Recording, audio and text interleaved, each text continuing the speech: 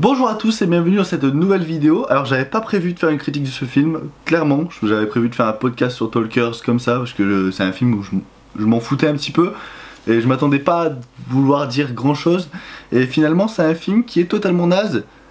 On va parler de Sang-Froid.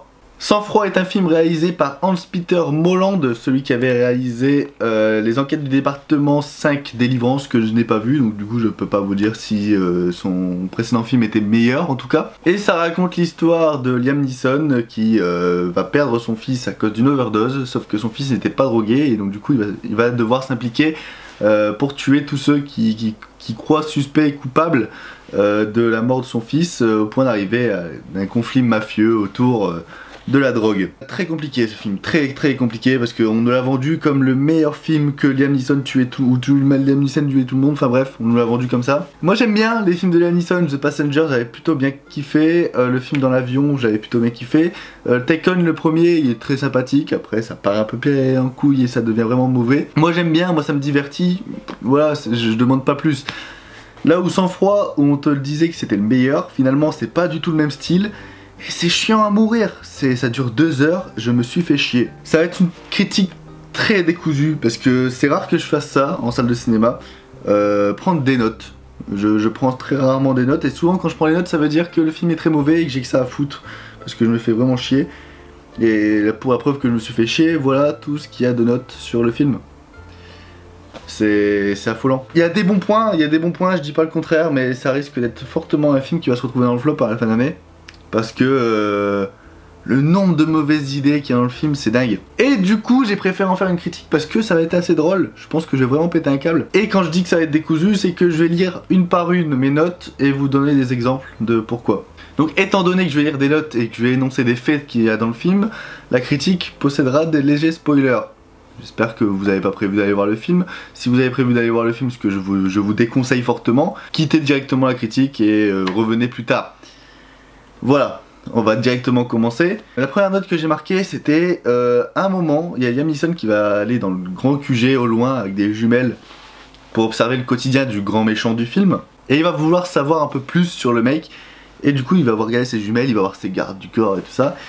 Et à un moment, sur la fenêtre, accroché, il y a un panneau en disant « Mon fils est le brillant élève de Wingard High School ». Voilà, d'où facilité scénaristique, mais c'est débile.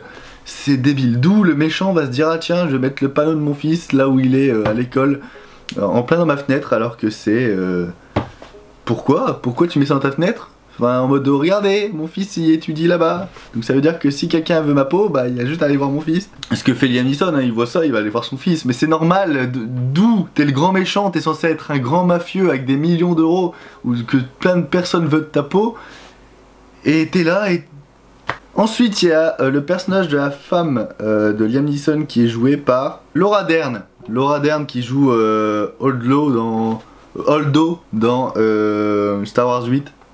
Et bah c'est une connasse, c'est une grosse salope dans le film. Non mais comment veux-tu tu viens de perdre ton fils, tu pars en dépression et tu te casses pour perdre ton mec sans aucune explication, sans rien dire, du jour au lendemain. Sans aucune explication. Il y a un développement de personnage dans le film, il est totalement débile. Genre je comprends pas les faits et gestes des personnages dans le film, c'est totalement incohérent. Pas normal, normalement tu discutes avec ton mec, c'est pas parce que lui il va dire ouais je suis sûr c'est pas qu'il était pas drogué machin que tu dois le quitter. T'essayes d'en parler. Tu viens de perdre ton fils quoi, tu vas pas perdre ton mec. Surtout que ça avait l'air de faire longtemps parce que le fils il doit avoir une bonne vingtaine d'années et voilà ça doit faire 20 ans de couple. Enfin, ensuite on t'installe des personnages gays dans le film. Des personnages gays c'est les gardes du corps du méchant et ils doivent se cacher pour se faire des bisous. Ils le font qu'une fois, après t'es pas au courant qu'ils sont gays machin et ça arrive en plein milieu du film comme une sorte de retournement de situation parce que ça sort de nulle part. Enfin bref ils s'embrassent tout ça, ils ont peur de se faire capter. La scène suivante où on les voit, donc ça arrive plus tard, hein, 20-30 minutes, pendant ce temps-là, t'as pas de développement de personnage sur leur relation qui aurait pu être hyper intéressant. Et bah, t'as l'un des personnages gays qui se fait buter de manière totalement absurde sur un truc gonflable. Le truc, c'est que tu peux installer ce genre de relation-là, mais là, c'était vraiment forcé en mode ouais, on veut mettre des personnages gays dans l'histoire. Et donc du coup il n'y a aucun background sur le couple, il n'y a aucun développement, il n'y a aucune émotion qui s'installe lors de la mort du mec. C'est même plutôt rigolo parce que le mec il est mort sur un truc gonflable qui fait quand il se dégonfle.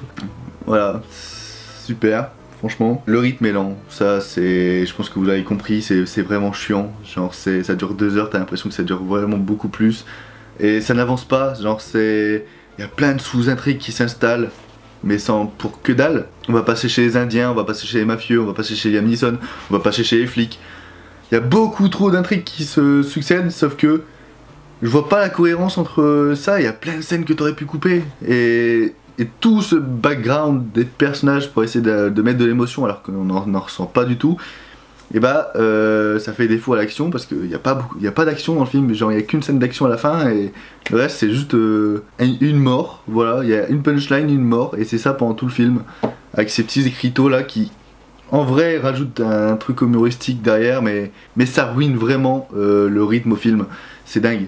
Ensuite j'ai noté que Liam Neeson était fort car il est capable de retrouver à l'heure pile dans une ville un mec, rien qu'avec son surnom, que seules quelques personnes connaissent. Parce qu'à un moment il va interroger quelqu'un avant de le buter, il va faire ouais c'est qui t'a donné l'ordre machin, et lui il va dire c'est Santa. Donc du coup il va dire c'est qui Santa, bah il ressemble au Père Noël, et là il va buter le mec. Alors déjà Santa ne ressemble pas au Père Noël, carrément pas. Et la scène d'après, bah, il arrive à le trouver au supermarché ou à l'aéroport en train de sortir, et il sait que c'est lui. Genre c'est écrit sur son visage, je m'appelle Santa. Et c'est ça pendant tout le film, hein. C'est ça avec tous les surnoms, parce que tous les mafieux ont des surnoms, ça me paraît plutôt logique.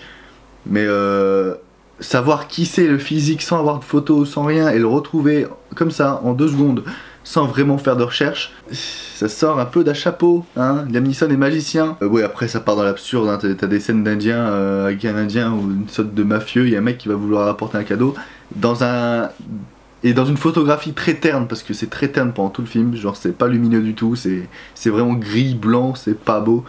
Et bah t'auras un beau cadeau bleu, genre en mode le goûter de César dans Mission Cléopâtre.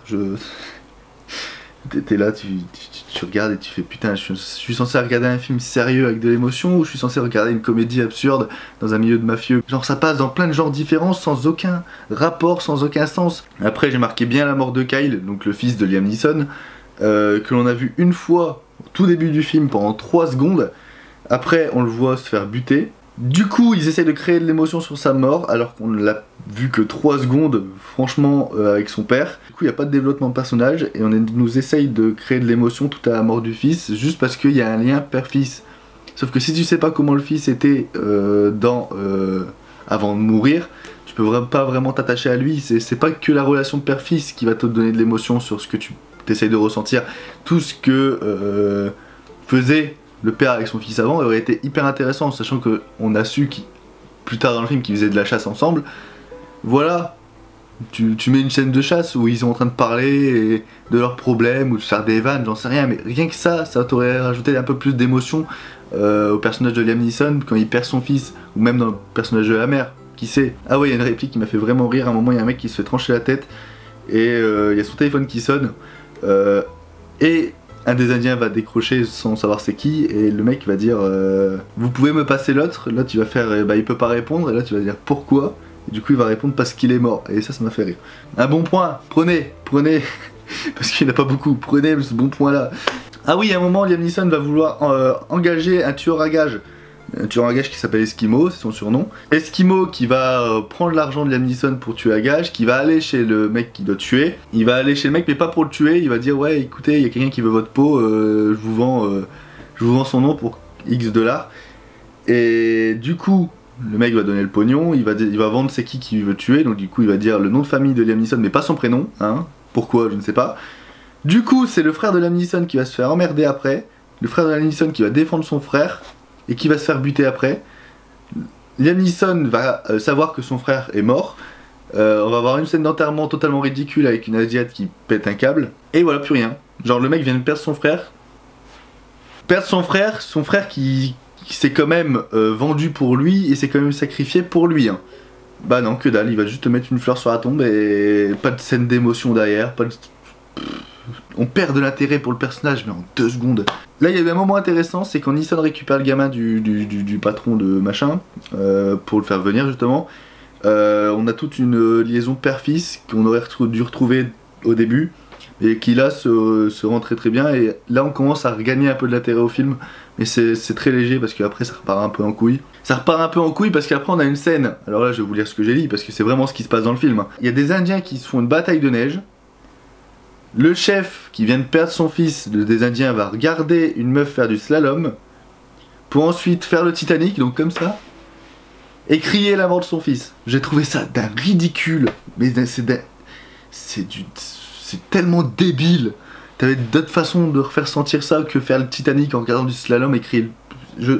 D'où, d'ailleurs, chef indien, je sais pas qui ils ont casté, mais il y a une tête toute mignonne, on n'a pas l'impression que c'est un grand chef, mais enfin bref. Après, il est pas très fufute le patron, parce qu'à un moment, il y a un de ses gardes du corps qui va lui montrer une photo en disant tiens, si tu veux le trouver, t'as la réponse à cette photo. Et lui, il va faire super, il se tape une hippie. Alors qu'à côté, t'as la marque du boulot où bosse Liam Neeson. À la fin, t'as une scène d'action également où t'as le chef indien avec sa tête toute mignonne qui va se sacrifier pour tous ces indiens qui sont morts en 2 secondes. Avec des ralentis à la con et des... Je sais pas comment ça s'appelle, une flûte de pan, avec des bruits de flûte de pan. Je trouve ça tellement ridicule aussi, parce qu'il sort en mode badass, mais t'as de la flûte de pan derrière et un ralenti mal branlé. Et d'ailleurs il meurt pas, il se sacrifie pas, parce qu'en fait il se fait tous les mecs. Comme ça, tout seul. Tous ses potes indiens, tout son clan indien, bah ils sont morts en 2 secondes. Lui il va tout se faire tout seul. D'ailleurs, manque de publicité mensongère, parce que Liam Neeson ne tue pas tout le monde dans le film, il tue à peine un tiers des gens. Et c'est à peine au début du film, parce qu'à la fin il tue personne, donc t'es là, tu fais d'accord. On a bientôt fini. Je sais pas si ça vous plaît ce format décryptage, mais moi c'est ma façon meilleure de vous dire ce que j'ai pensé du film, avec beaucoup d'exemples, parce que en vrai, tellement de trucs dans la tête que ça me permet en moins de clarifier mes idées.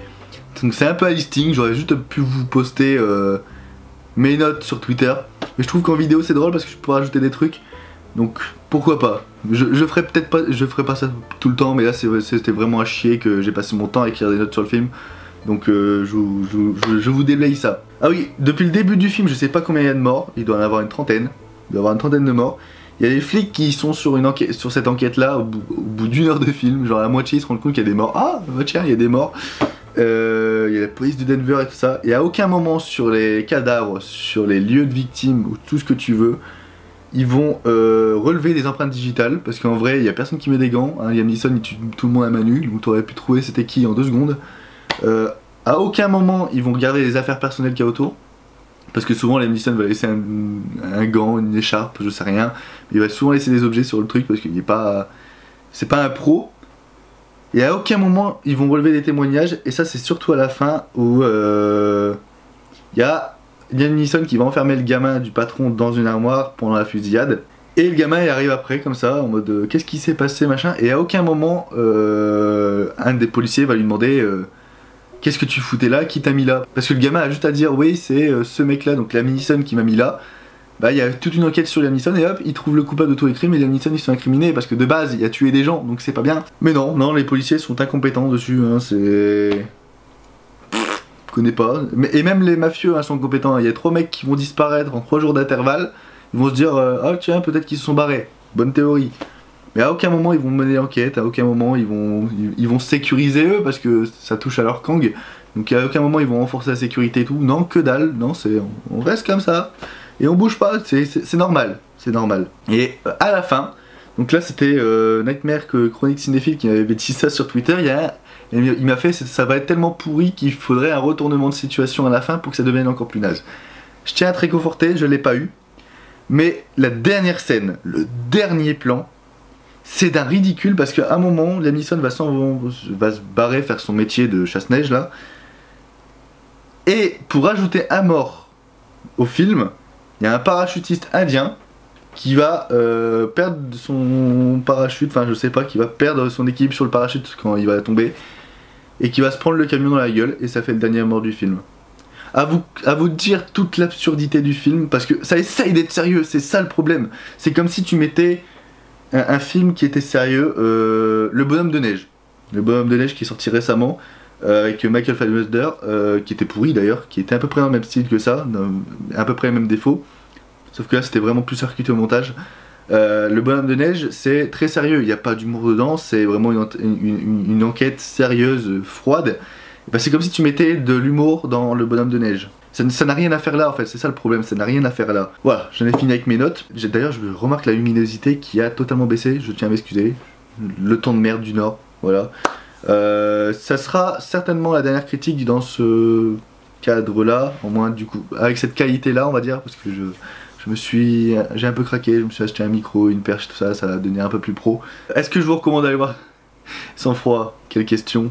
Sur ce, je vous dis à la prochaine pour une nouvelle vidéo, peut-être une nouvelle critique, une vidéo un peu plus travaillée, je ne sais pas encore si j'avance, mais je ne sais pas si ça va être terminé pour la prochaine fois. Sur ce, on se dit bon vent, n'hésitez pas à me suivre sur tous les réseaux sociaux, sur Talkers, Twitter, Instagram, tout ce que vous voulez, tout est dans la description de toute façon.